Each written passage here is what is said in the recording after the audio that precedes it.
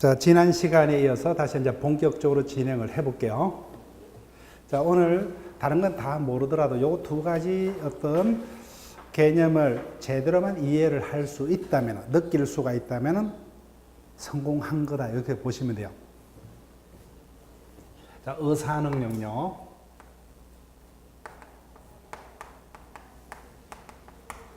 자, 일단 피상적인 느낌은 있었는데, 일정한 매매가 있었다, 그죠? 뭐, 매매 종류는 부동산 매매가 있을 수도 있고, 자동차를 사고 판 매매가 있을 수도 있다. 근데 문제는 그 당사 중에 한 명인 갑이 3살짜리다, 그죠? 할아버지로부터 물려받은 자기 명의의 땅을 을에게 단독으로 팔았다, 그죠?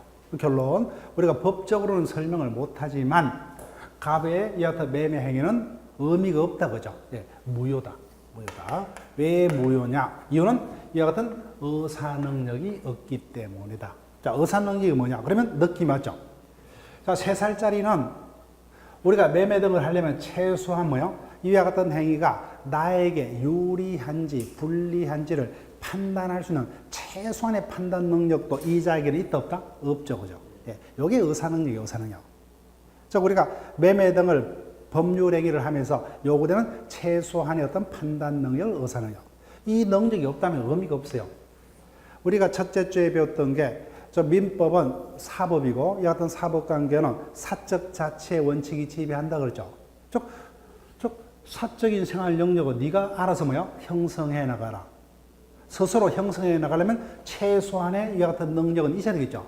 그래서 이와 같은 능력이 없다면 법적으로 아무 의미가 없다는 겁니다. 그래서 이와 같은 행위는 무효가 된다는 겁니다. 또한 갑이 매매 당시에 40세였다 그죠? 미성년자 아니죠? 자, 일상적으로는 전혀 문제가 없죠, 그죠? 회사원입니다. 삼성전자에 근무한다. 그러면 보통 사람들보다 더 정신적인 어떤 능력이 더 우수한 인재죠. 문제가 없죠. 근데 문제는 이자가 구체적으로 매매 당시에는 만취 상태에서 매매를 했다 그죠? 자, 만취 상태에서 지금 치사량에 해당하는 소주를 마셨다 그죠? 무려 반병이나. 자기가 무슨 짓을 하는지 알아요, 몰라요? 모르죠, 그죠? 똑같이 이자고 능력이 없죠, 그죠? 매매 당시에 능력이 있어요, 없어요? 없죠. 자, 그러면 어떤 문제점이 있느냐는 거예요. 즉, 의사능력 유무는 어떻게 판단하느냐는 겁니다. 자, 미리 나이에 따라서 일정한 나이에 달하지 않는 자는 이 같은 능력이 없다. 이렇게 정했습니까? 아니다, 그죠? 요 매매 당시 이자가 3살짜리였기 때문에 이 같은 판단력이 전혀 없더라. 이자는 일반적으로는 완전한 능력자지만 매매를 할 때 구체적으로 그 당시에 만취 상태에 있었기 때문에 이 같은 능력이 없다, 그죠? 그래서 이 같은 의사능력의 구비 여부는 구체적으로 매매 등을 할 때마다 구체적 법률 행위 시마다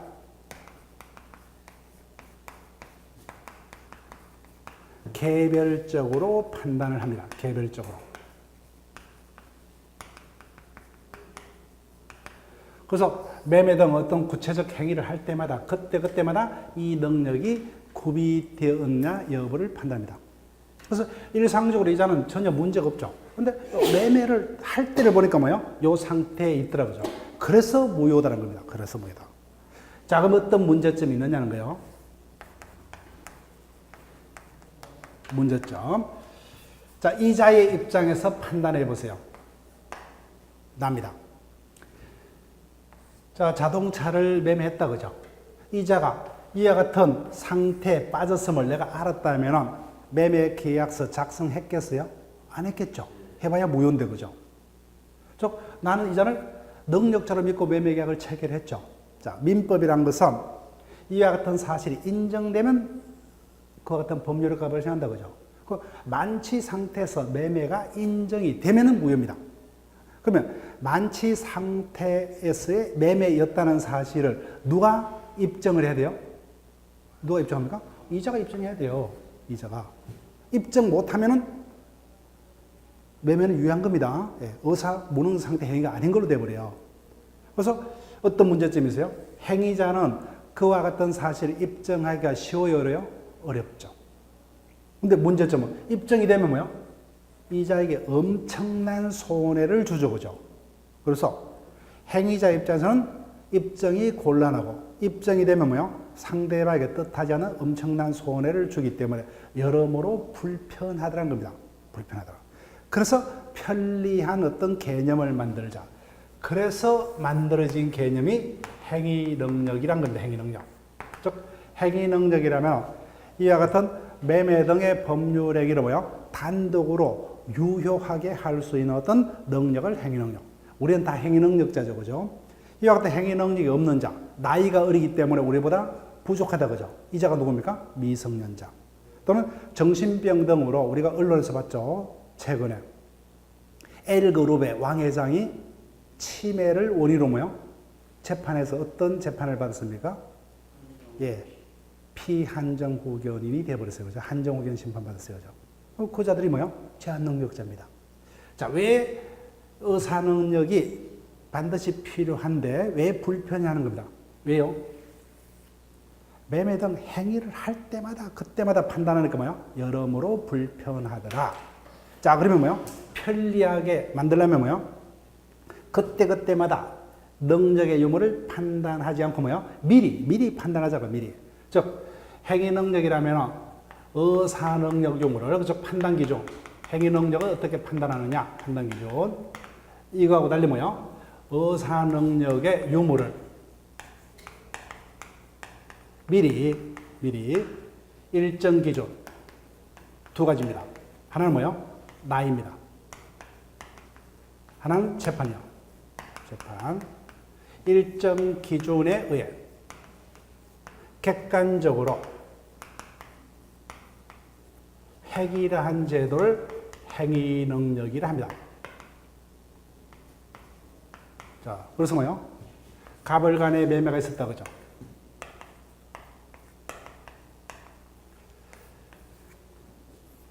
첫 번째가 뭐죠? 몇 살입니까? 19세다. 그죠? 19세를 기준으로.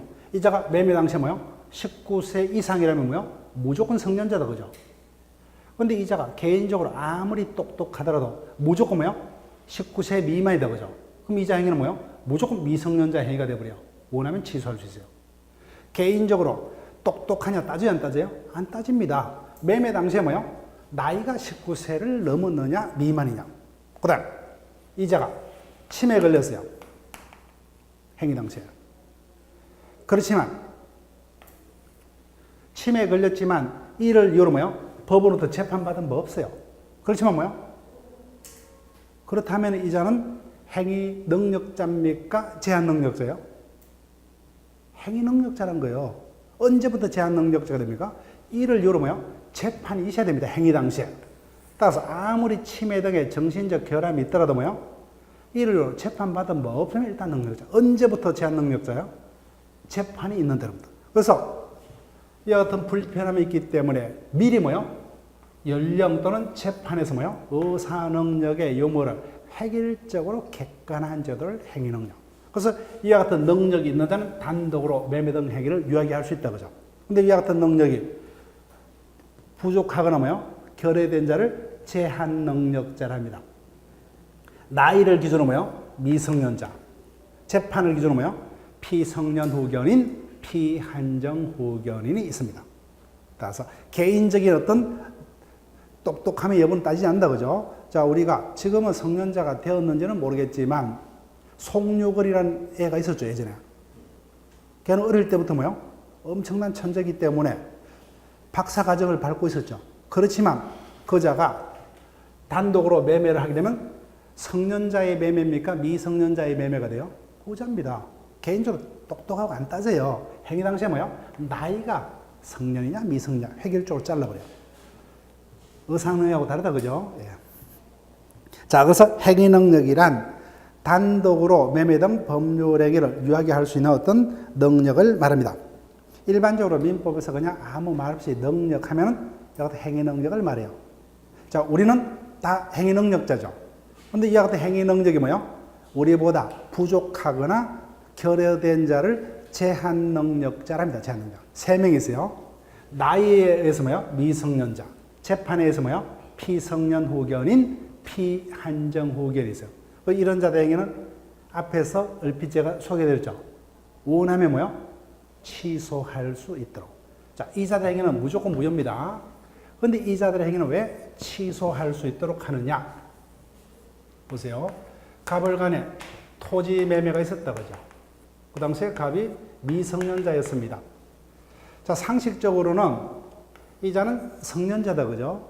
그러면 우리 상식적으로 판단했을 때, 이 같은 매매 등 경제 행위는 당연히 상식적으로 자유 경쟁하에서 체결이 됐다면 그 계약의 내용은 누구에게 유리하게끔 체결되었겠어요? 일반적으로는 당연히 이자에게 유리하게끔 체결됐겠죠. 근데 100%는 아니다, 그죠? 오히려 이자가 급해서 시세보다 더 주고 살 수도 있죠, 그죠? 이자에게 유리할 수도 있죠. 그래서 의사 무능력자의 행위와 달리 뭐요? 일단은 이 같은 미성년자 등 제한 능력자의 행위일지라도 처음부터 뭐요? 무효로 하지 않고 우리 법은 어떻게 해요? 일단은 뭐요? 이자 앞으로 등기가 넘어갔다면 갑을 간의 매매는 일단은 유효합니다. 다만 확정적이 아니라 뭐요? 이자들의 이와 같은 미성년 등의 사유를 이유로 뭐요? 일정한 기간 내 취소하겠다면 뭐요? 예를 들면 뭐 1년 요 매매가 뭐 15년 10월 10일 사이 있어도 그죠? 그런데 이자가 17년 뭐 1월 10일자에 일로 취소를 합니다. 그러면 갑을 간의 매매가 그때부터 무효가 된다고 하면 처음부터 무효된다고 하세요? 처음부터. 그래서 일단은 뭐요? 이와 같은 제한 능력자의 이와 같은 매매 등의 행위일지라도 일단은 뭐요? 유효하게끔 합니다. 다만 그 선택권을 누구에게 일임합니까? 제한 능력자 측에 일임합니다. 네가 원하면 뭐요? 끝끝내 효력을 인정할 수도 있고 뭐요? 불리하면 원하면 취소할 수 있게끔. 그래서 의사 무능력자 행위는 처음부터 전혀 의미가 없죠, 그죠? 그때 처음부터 이거는 이자 행위는 무효로 해석을 합니다. 그런데 이자들의 행위는 이와 같은 어떤 사정도 있을 수 있기 때문에 처음부터 무효로 하지 않고 뭐요? 그 효력의 여부를 최종적으로 누구에게? 제한 능력자 측에다가 선택권을 맡겨. 그래서 뭐요? 일정 기간 내에 원하면 취소할 수 있게끔 합니다. 그 취소하면 뭐요? 그때부터가 아니라 처음부터 소급해서 무효가 되게끔. 따라서 취소하여야 한다가 아니라 뭐요? 취소할 수 있다다, 그죠? 예. 자, 그래서 행위 능력의 셋째 줄 마지막을 보게 되면 제한 능력자는 3명이죠. 나이를 기준으로 미성년자. 그 다음에 뭐요? 피성년 후견인, 피한정 후견인 3명이 있습니다. 자, 그 중에 미성년자는 알겠죠, 그죠? 행위 당시에 19세 미만입니다. 자, 그러면 옆에 이제 피성년 후견인을 설명을 드려볼게요. 자, 요 그림을 잘 보세요. 그림.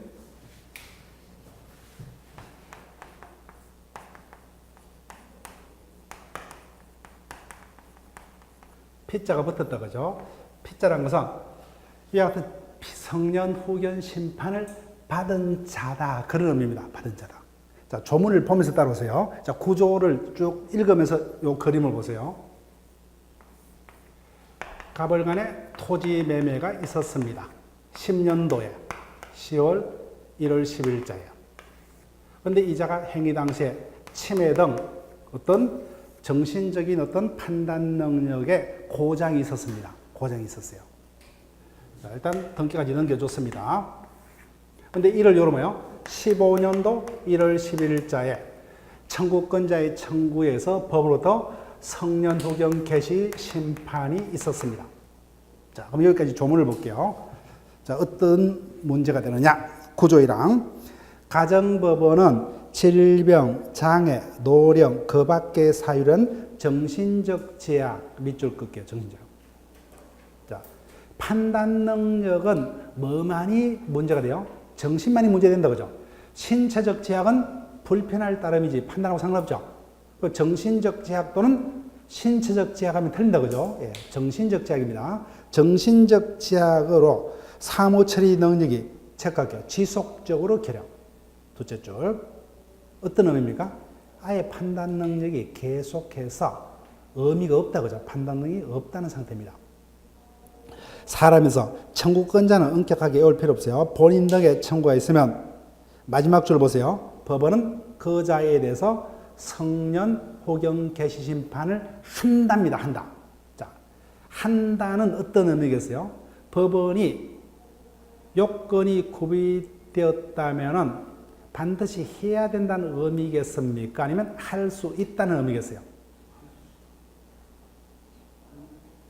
반드시 해야 된다는 의미입니다. 이런 것들이 익숙해져야 돼요. 요건만 고려되면 법원은 뭐요? 선택의 여지가 없어요. 반드시 해야 된다. 그런 의미요. 자, 2항. 가정법원은 성년 후견 개시 심판할 때 본인의 의사를 고려해야 된다. 그죠? 이렇게 되어 있습니다. 자, 그러면 1항을 보면서 떠올려보세요.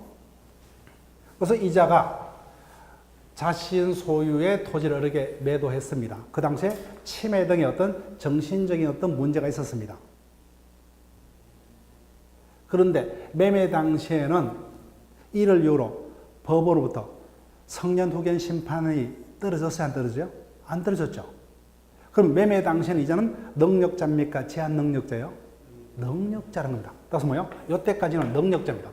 능력자의 행위이기 때문에 제한 능력자의 행위임을 이유로 취소할 수 있어요? 없어요? 없어요. 유효입니다. 제한 능력자 행위가 아니에요. 언제부터요? 이때 심판이 있었다. 그죠? 이때부터 뭐요? 비로소 제한 능력자인 피성년 후견인이 됩니다. 피성년. 자, 근데 열심히 노력했습니다. 그래서 그 질병의 원인을 고쳤어요. 이제는 돌아왔어요. 돌아왔습니다. 그래서 예를 들게 되면 20년 1월 10일. 자, 왜 갑은 똑같은 우리와 같이 뭐요? 살아 숨쉬는 사람인데 왜 제한 능력자가 되었죠? 누구 때문에? 법원의 재판 때문에. 그럼 이자의 능력을 다시 원래대로 되돌려 줄 수 있는 사람도 누구밖에 없어요? 법원의 재판밖에 없다. 그죠? 따라서 그래서 이자가 고쳤으면 뭐요? 다시 일정한 자의 청구가 있으면 법원에서 뭐요? 능력이 회복됐다는 게 인정되면 종전의 심판은 뭐요? 종료하는 심판을 합니다. 자, 그러면 종료 심판이 있으면 이자는 소급해서 능력을 회복합니까? 그때부터 장래를 향해서 능력을 회복해요? 당연히 장래겠죠. 그래서 이자는 언제부터 언제까지만 제한 능력자입니까? 이때다. 그죠? 그래서 법으로부터 심판이 있고 종료 심판이 있기 전까지는 제한 능력자. 이자의 행위는 뭐예요? 원하면 취소할 수가 있다. 그죠? 취소할 수 있다. 자, 그러면 피한정 후견인 보세요. 피한정 후견인. 똑같습니다. 12조 1항 가정법원은 질병, 장애, 노령, 그 밖의 사유는 정신적 제약으로 똑같죠. 그죠? 신체는 불편할 따름이지 판단하고는 상관없어요. 사무 처리 능력이 둘째 줄면 적으세요. 부족합니다. 피성년 후견인하고 어떤 차이점이죠? 정도의 차이점이죠. 앞에 피성년 후견인은 아예 뭐요? 판단 능력이 아예 법적으로 의미가 없다. 그죠? 근데 이자는 뭐요? 판단 능력이 아예 없는 게 아니라 뭐요? 일반인보다 부족합니다. 부족한 사람에 대해서 청권자의 청구가 있으면 한정후견 심판을 한다. 2항 한정후견 개시의 경우도 앞에 구조 2항을 준용한다. 그죠? 준용의 의미는 지난 시간에 말씀드렸죠. 똑같이 뭐요? 구조 2항이 그대로 적용된다는 겁니다. 따라서 본인의 의사를 고려해야 한다. 자, 그러면 뭐요? 이자가 피한정후견이요. 정도의 차이점입니다.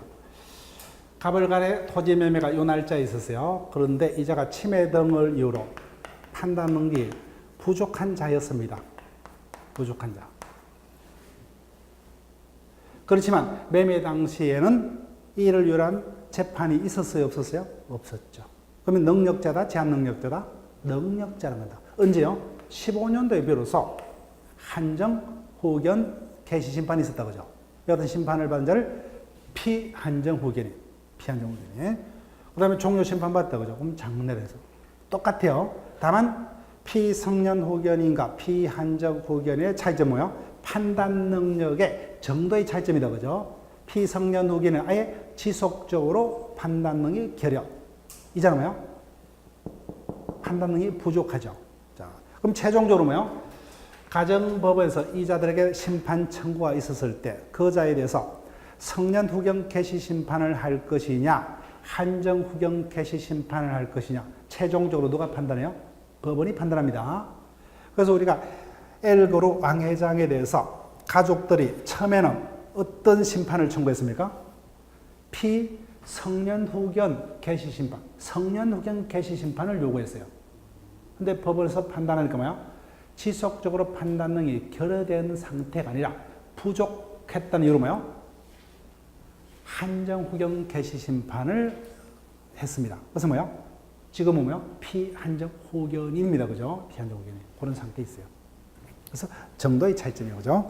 자, 그러면 본격적인 어떤 능력의 차이점 우리가 기본서에서 배우겠지만, 자, 볼게요.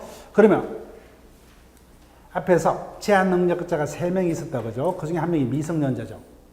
미성년자는 판단 능력이 아예 결여된 자입니까? 부족한 자요? 부족한 자겠죠. 그러니까 누구하고 비슷해요? 피한정 후견하고 비슷하다. 그죠? 그래서 이 자는 부족하기 때문에 옆에서 누가 능력자가 도와주면 문제 없겠죠. 그래서 이같이 미성년자, 피한정 후견은 뭐요? 매매 등의 행위를 단독으로는 못하지만 뭐요? 법정 대리인이 옆에서 도와주면 할 수가 있어요. 따라서 법정 대리인의 동의 없이 단독으로 해서는 취소할 수 있고. 그런데 피성년 후견인은 판단 능력이 부족했습니까? 아예 없어요? 아예 없죠. 그러니까 이 자는 뭐요? 법정 대리인이 옆에서 도와주더라도 그것 자체를 이해할 수 있어요? 없어요? 없죠. 그래서 그 자는 동의 불문하고 무조건 그 자의 매매 등 단독 스스로의 행위는 무조건 취소할 수 있도록 이렇게 정도의 차이점이 있다. 예.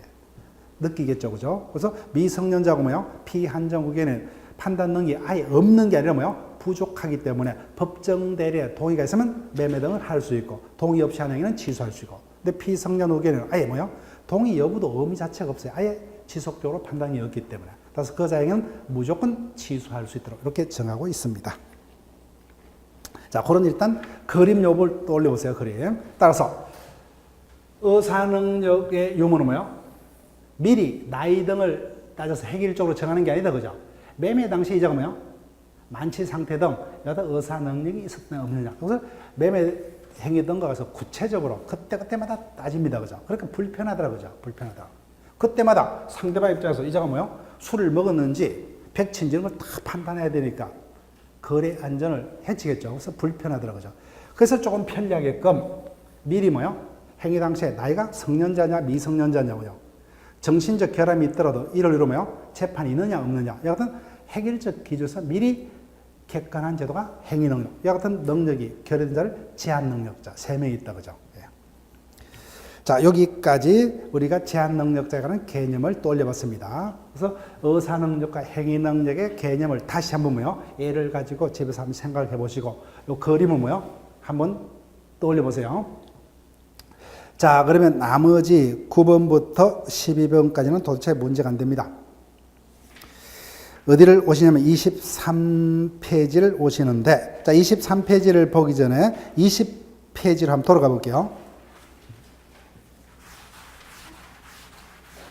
자, 20페이지 제일 위에 권리 능력 3조를 보세요. 3조.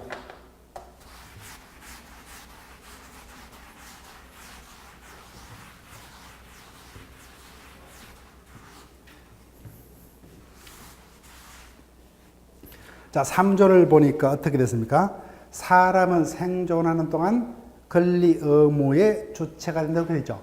자, 그러면 자연인은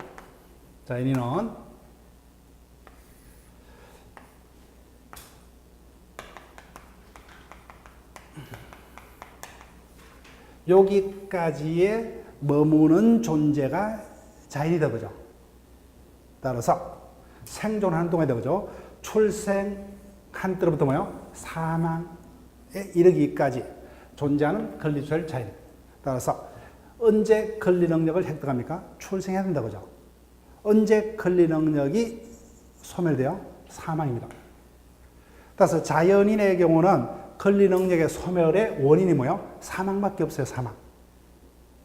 근데 사망의 시기가 이제 법적으로 중요한데, 뭐 여러 가지 어떤 논란이 있겠지만 법학에서는 심장이 멎었을 때를 사망 시기로 합니다.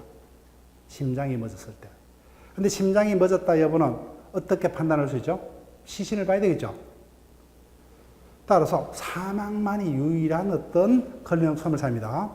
그래서 시신이 확인돼야 되죠. 그죠? 따라서 사망 외에는 자연인의 권리 능력은 소멸되지 않습니다. 자, 그러면 그런 어떤 문제의식을 가지고 23페이지로 보세요. 23페이지. 자, 13번. 부재자 재산관리 제도와 실종선고 제도가 있죠.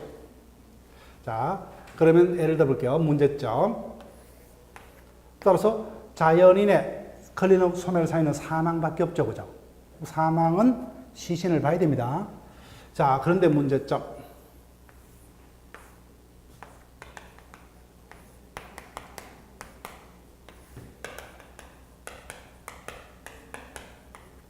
이와 같은 어떤 가족관계와 관련자를 두고 있는 갑이 뭐요? 어느 날 집을 떠났습니다. 근데 소식이 끊겼어요. 살았는지 죽은지가 판명이 안 됩니다. 자, 그러면 자연인의 권리 능력 소멸은 이거밖에 없다 그죠? 이 대원칙을 끝끝내 고집하는 순간은 뭐요? 부인은 남편의 시신을 확인할 때까지는 절대로 뭐요? 재혼할 수도 없고 절대로 상속받을 수 없죠. 이자는 뭐요? 빌려준 돈을 돌려받을 수 있어요? 없어요? 없죠. 그래서 관련자들에게 엄청난 고통을 준다 그죠? 그래서 어떤 대책이 필요하다는 겁니다. 그 첫 번째 대책이 뭐요? 부재자 재산 관리 제도입니다. 자, 이와 같은 어떤 문제가 있기 때문에 제1단계로서 이자가 살아 돌아오기를 기다리면서 자, 주소지에 남겨둔 재산이 있다 그죠? 자, 집을 떠나면서 그 재산에 대한 어떤 관리 조치를 취한 바가 없어요. 그럼 재산이 어떤 상태입니까? 관리가 되지 못한 방치 상태죠. 그러면 돌아왔을 때 이자에게도 손해고 종국적으로 이자의 재산으로부터 어떤 권리를 획득할 이런 자들도 손해죠. 그죠? 그 첫 번째 조치로 이자가 살아 돌아오기를 기다리면서 뭐요? 국가에서 이자의 재산을 대신 도맡아서 관리합니다. 이와 같은 자는 뭐야? 부재자라고. 그래서 이와 같은 제도를 부재자 재산관리제도 이렇게 합니다.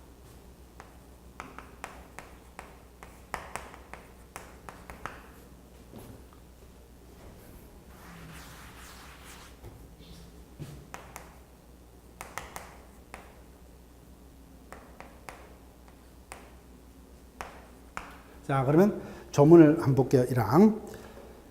22조 1항. 종래 조소나 거소를 떠난 자가 재산 관리를 정하지 않은 등. 즉, 자기가 주소를 떠나면서 자기 재산을 관리할 관리를 정해두고 떠났죠. 그때는 재산이 방치되는 상태입니까? 관리가 되고 있는 상태요? 관리가 되고 있죠. 그때는 국가에서 관리할 필요 없다. 그죠? 그래서 관리를 따로 정하지 않을 때는 법원은 뭐요? 이해관계인 또는 검사의 청구에 의해서 재산관리에 필요한 처분을 명하여야 한다죠.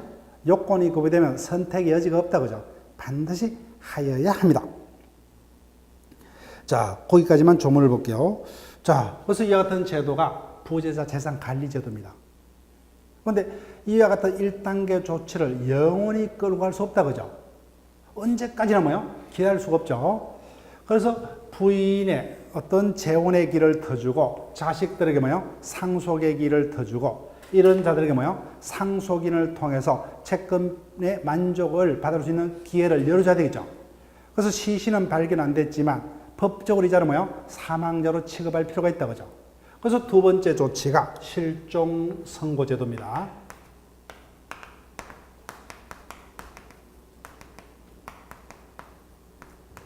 자, 볼게요. 27조랑 부재자의 생사가 5년간 분명치 아니한 때에는 법원은 이해관계나 검사의 청구에서 실종 선고를 하여야 한다다 그죠. 요건이 구비되면 무조건 실종 선고를 해야 됩니다. 자, 그럼 실종 선고가 있으면 어떻게 될 것이냐? 넘겨보세요.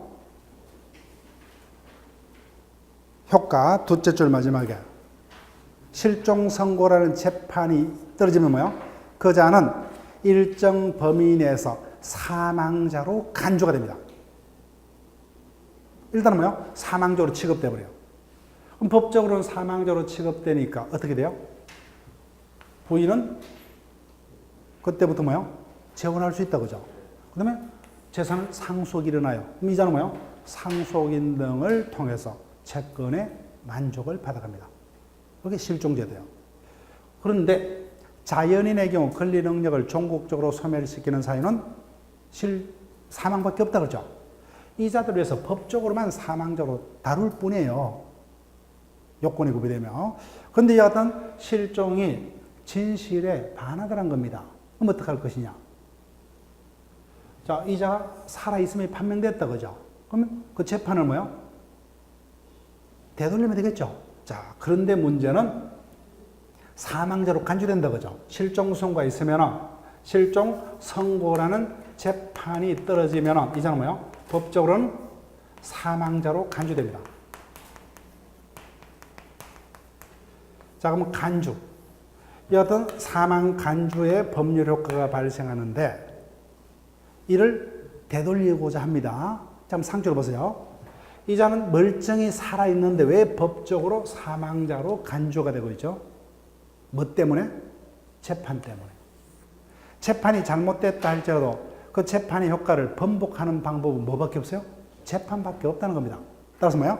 이 어떤 재판이 있으면 뭐예요? 얘는 법적으로 사망으로 간주돼요. 따라서 그 간주의 효과를 번복하는 방법은 뭐예요? 다시 실종, 취소 재판을 통해서 뭐예요? 번복하는 방법밖에 없어요. 반드시 뭐예요? 취소 재판이 있어야 됩니다. 따라서 실종 선고에 뭐예요? 취소가 없는 한 실종 선고란 간주 효과는 번복이 되지 않습니다. 그래서 간주 효과는 강력해요. 따라서 이런 식으로 기억하시면 된다 그죠? 이제는 엄연히 살아있음에도 불구하고 사망자로 간주됩니다. 왜? 재판 때문에. 그래서 진실에 반할지라도 재판으로 인한 효과이기 때문에 이를 번복하는 방법은 뭐예요? 기존 잘못된 재판을 다시 취소하는 수밖에 없다 그죠? 그래서 실종 선고란 사망 간주의 효과를 번복하는 방법은 실종 선고 취소밖에 없어요. 취소 청구는 어떤 반대 증거의 제시만으로는 그 효과를 번복할 수 없습니다.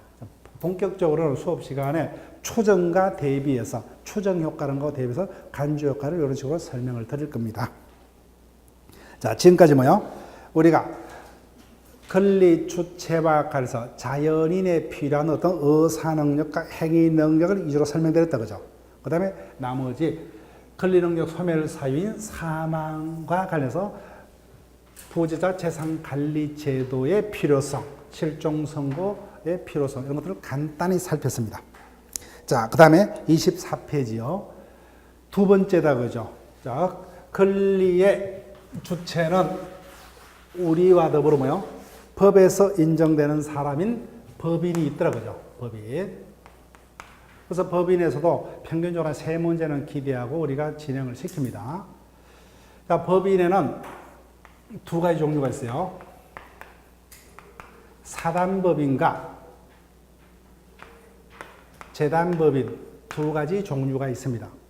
자, 사단법이라면 일정한 사람의 단체, 공동 목적하에 결합한 사람의 단체에 대해서 법에 의해서 우리 자연인과 같이 뭐요? 권리 능력이 부여된 존재를 사단법인이라고 합니다. 사단법인. 사단법인은 무수한 종류가 있어요. 그죠? 대표적인 게 민법의 규율을 받지는 아니하지만 대표적인 사단법인이 각종 회사예요. 대표적인 게 주식회사 그죠? 주식회사 사단법인 이렇게 됩니다. 그 다음에 두 번째가 재단법인이요. 대표적인 게 각종 장학재단 거죠. 이런 것들입니다. 그 다음에 대학병원 이런 것들이요. 우리는 영리병원은 안 돼요. 그죠? 영리병원이라는 거 없습니다. 뭐 개인병원은 뭐 장사를 하는 거겠지만 실제로 대학병원이라든지 이런 거 다 법적으로는 재단법이네요. 재단법인. 그 재단법이라면은 일정한 목적하에 결합한 재산의 단체, 재산의 단체에 대해서 법에 의해서 우리와 더불어 똑같이 권리 능력이 부여된 단체를 재단법인이라 합니다. 재단법인.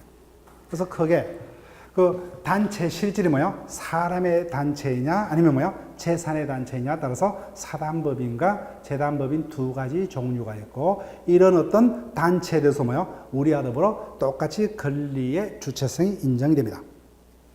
자, 읽어볼게요. 법인이란 자연인이 아니면서 법률에 의해서 우리와 더불어 뭐예요? 권리 능력이 부여된 사단 또는 재단을 말합니다. 자, 그 다음부터는 일단 안 읽으시대요. 자, 느낌을 가져보세요. 느낌을. 자, 권리 주체는 크게 두 명이다. 그죠? 자, 됩니다. 권리주체.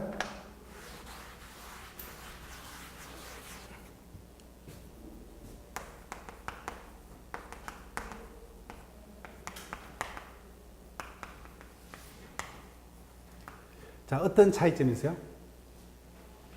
자연인은 눈에 보여요, 안 보여? 보이죠. 육체적인 존재다, 그죠? 자, 그런 거 당연히 이잖아요.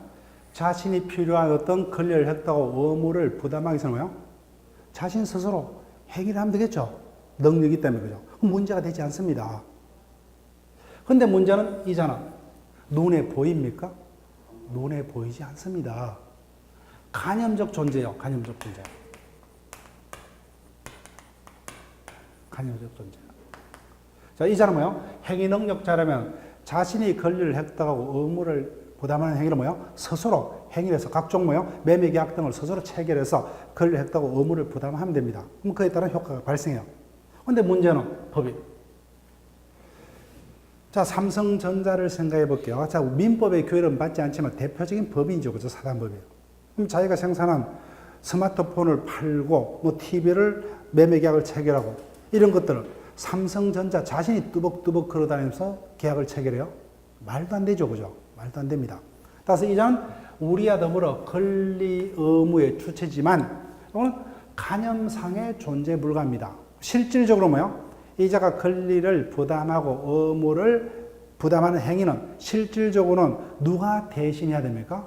우리와 같은 살아있는 자연인이 대신해야 돼요. 자연인이에요. 근데 이와 같은 뭐요? 사람에 대한 죄는 무수한 어떤 구성원들이 있더라, 그죠? 근데 그 구성원 중 누가 그와 같은 행위를 했을 때 뭐요? 법적으로 법인 자신의 행위로 취급되느냐. 이게 대표의 문제입니다. 대표. 일반적으로는 법인은 이사가 대표가 돼요. 이사가.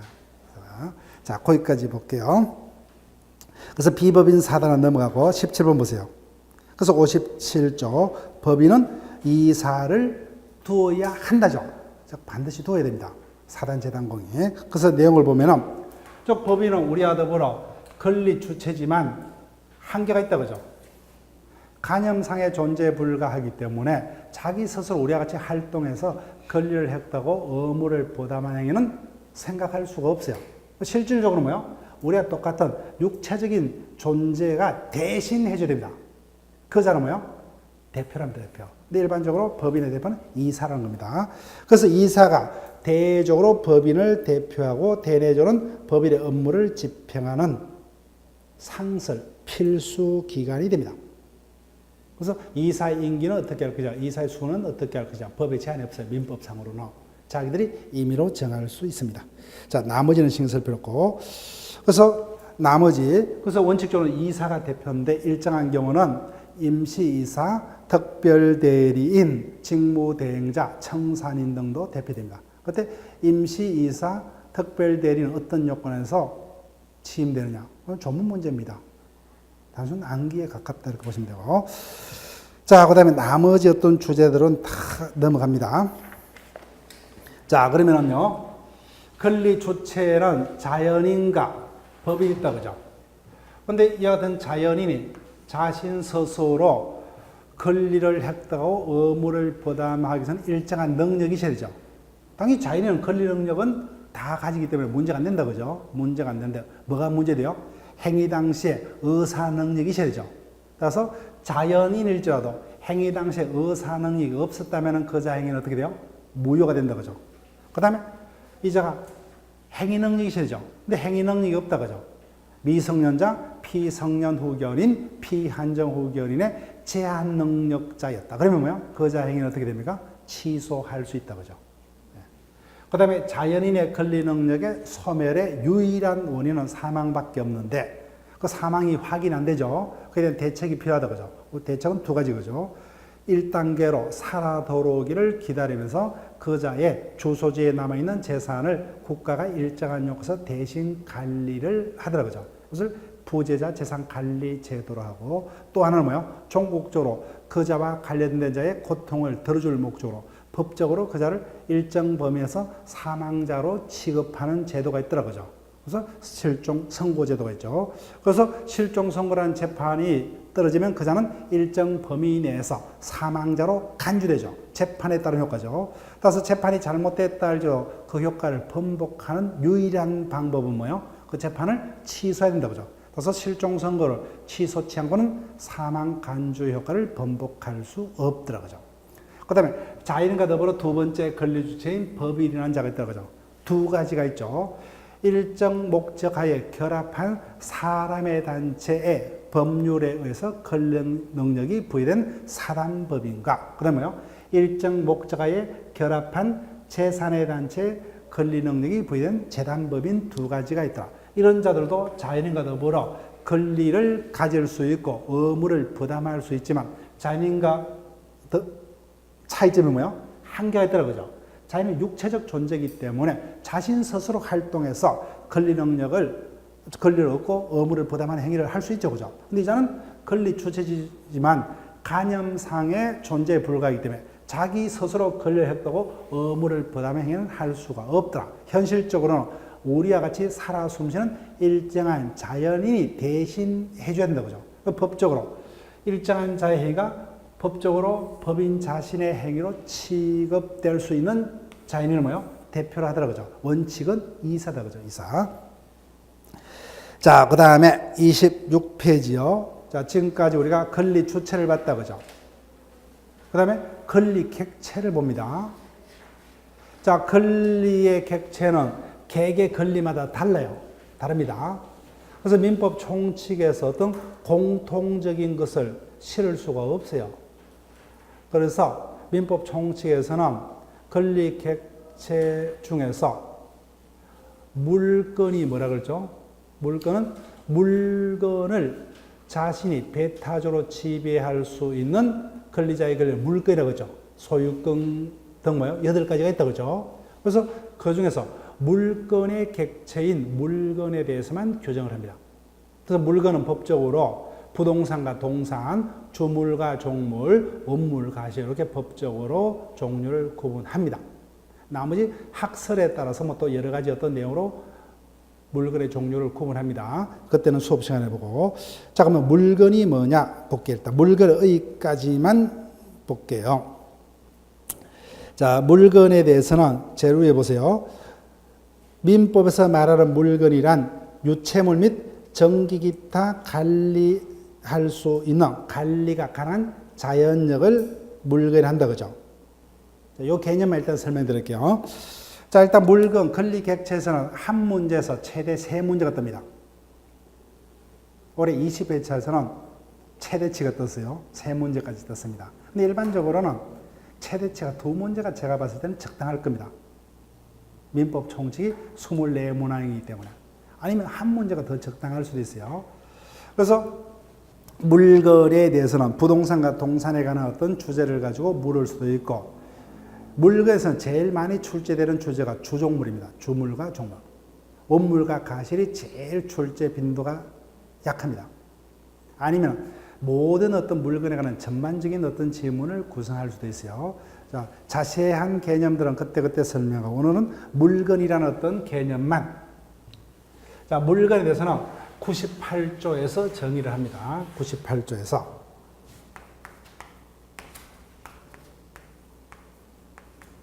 자, 첫째 줄입니다. 물건이란 유체물 및 전기기타 관리 관한 자연력 이렇게 되어 있죠.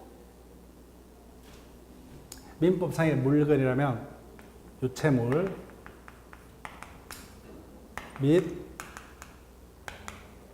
관리 가능한 거죠. 그래서 풀었으면 뭐요? 관리할 수 있는 자연력 이렇게 되어 있습니다. 자, 그러면 이 요건을 충족하는 것만이 물건입니다.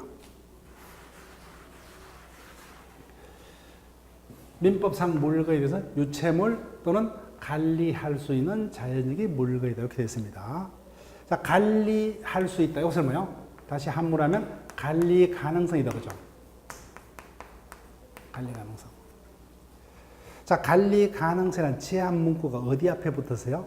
자연력 앞에 붙었죠. 그렇지만 정확한 위치는 관리 가능성이라는 것은 여기에 와야 돼요. 여기에. 그럼 다시 녹여서 읽어보면요.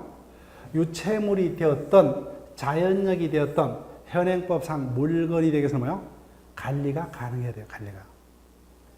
따라서 아무리 뭐요? 유체물일지라도 관리가 불가능한 것은 민법상의 물건이 될 수가 없습니다. 관리가 가능한 것만이 물건이 됩니다. 자, 그럼 관리 가능성이라는 이 개념이 피부에 와닿지 않죠? 그래서 다른 말로 우리가 서술하면 관리 가능성이라는 것은 이렇게 다른 말로 읽을 수 있어요. 배타적인 지배 가능성. 그러면 어느 정도 의미가 뜬다 그죠?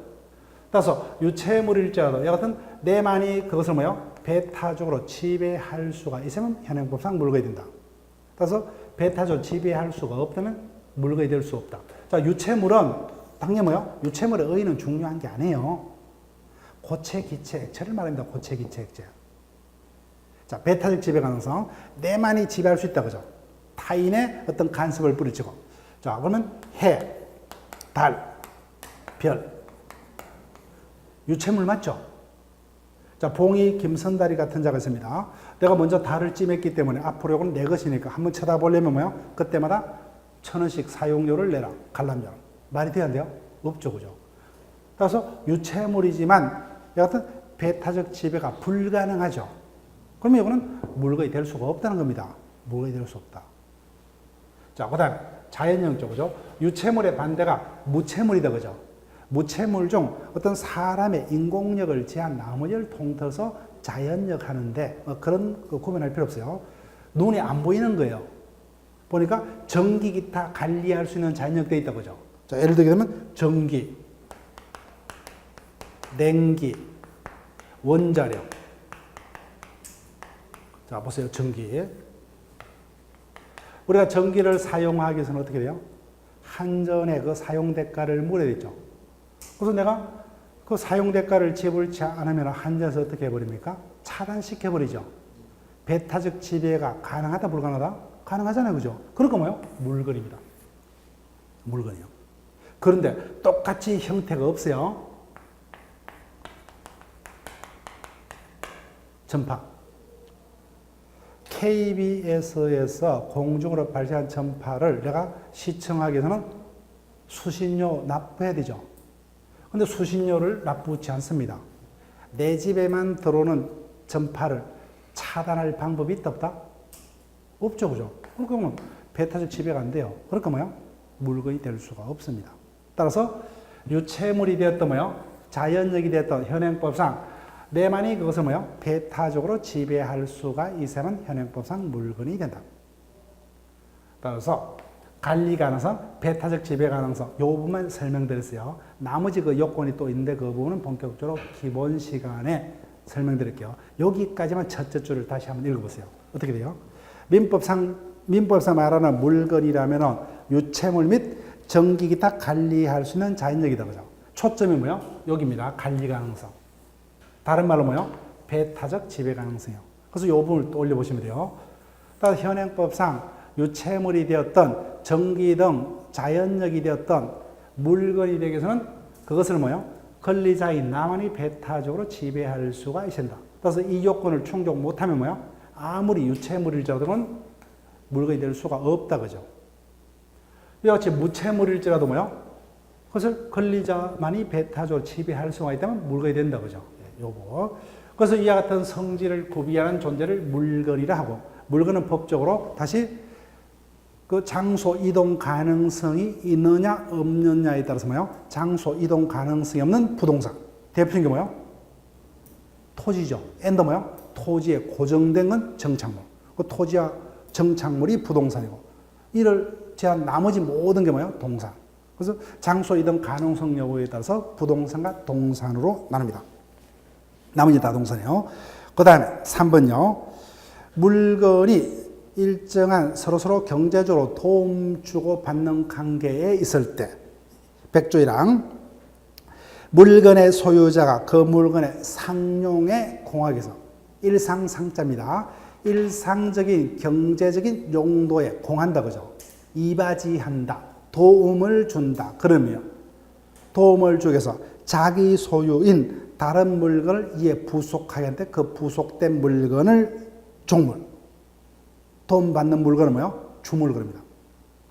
여러 가지 예가 있는데 대표적인 게 뭐 배와 노라든지 자물쇠와 열쇠, 뭐 시계와 시계줄 등입니다. 자, 어떤 의미가 있느냐? 예를 보세요. 노로 젓는 배라고 생각해 보세요. 당연히 배를 운행하기 위해서 노가 필요하죠. 양자, 우리가 거래계에서 배도 따로 살 수 있고 노도 따로 살 수가 있겠죠, 그죠? 근데 노라는 존재는 뭐예요? 배가 없으면 그 자체만으로 아무 의미가 없죠. 배를 우리가 운행하면서 도움 주는 역할을 하게 되죠. 그럼 법적으로는 전혀 다른 물건이지만 경제적으로는 서로서로 도움 주고받는 경제적으로 하나의 공동 운명체 관계에 있죠, 그죠? 그래서 법적으로 다른 물건이지만 이 같은 경제적인 공동 운명체 관계에 있을 때 법적으로도 뭐요? 그 운명을 같이 하게끔 해주자. 그래서 이 약. 종물은 뭐요? 주물의 처분에 따른다. 원칙입니다. 그래서 뭐요? 배가 팔리면 뭐요? 원칙적으로 노도 같이 팔리고, 배가 뭐요? 타인에게 임대되면 노도 같이 임대되는 게 원칙이라는 겁니다. 즉, 그 운명을 같이 하게 해주자는 겁니다. 그게 주종물의 이론이고, 물건 파트에서는 가장 단골 주제입니다. 단골 주제. 그래, 원물과 가시란 개념은 이번 차에서 일단 생략을 합니다. 그래서 오늘은 물건에서는 다른 건 신경 쓰지 마세요. 요 의에 대해서 요 부분을 예를 들면서 내 것으로 할 필요가 있습니다. 그 부분만 하시고. 자, 그 다음에 쉬었다가는 우리 시험에서 가장 많은 문항이 출제되는, 자, 27페이지 보니까 제일위의 제목이 법률행위죠. 자, 그 다음에 우리 지금 입문서에서는 그 큰 제목을 따로 분설했는데 36페이지 보게 되면은 의사 표시가 되어 있다, 그죠? 그 다음에 38페이지 보면 대리가 되어 있죠, 대리. 그 다음에 41페이지 보면은 무효 취소죠. 그 다음에 43페이지가 보게 되면 조건 기한이다, 그죠? 거기까지가 46페이지 10번 기한 앞까지의 주제입니다, 그죠? 그래서 우리는 지금 세부 목차로 5번부터 9번까지 이렇게 나눠놨는데, 원래는 이게 하나의 큰 제목으로서 법률 행위에 관한 제목입니다.